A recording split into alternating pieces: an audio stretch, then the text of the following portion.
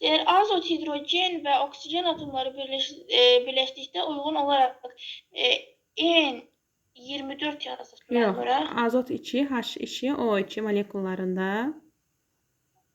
Moleküllərini əmələ gətirir.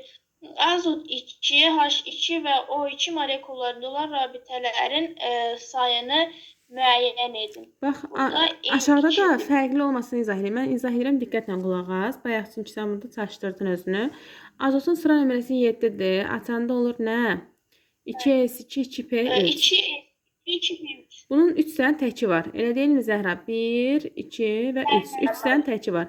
Bu təki başqa bir azotla birləşəndə yenə 3 dənə tək olur o bir azotunda. Bunu bitişik yazmalıydım. Hə, bunlar arasında ortaq elektron cütü yaranır. Elə bil ki, baxın, bundan bu, bundan bu, bundan da bunun arasında cüt yaranır. Deməli, 3 qat rabitə olur.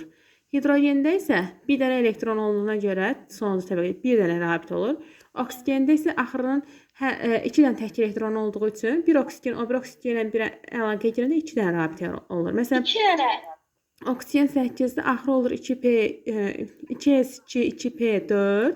Buna çəkəndə kublar şəklində Aygün 1, 2, 3, 4, 2 dənə təki olur. Ona görə həmin o 2 dənə tək başqa bir oksigen 2 dənə təki ilə ortaq elektron cütü yaradır və 2 dənə rabitə yaradır. Azotda 3 dənə zəhra, hidrogəndə, florda, xlorda bir dənə, oksigəndə 2 dənə. Yaxşı?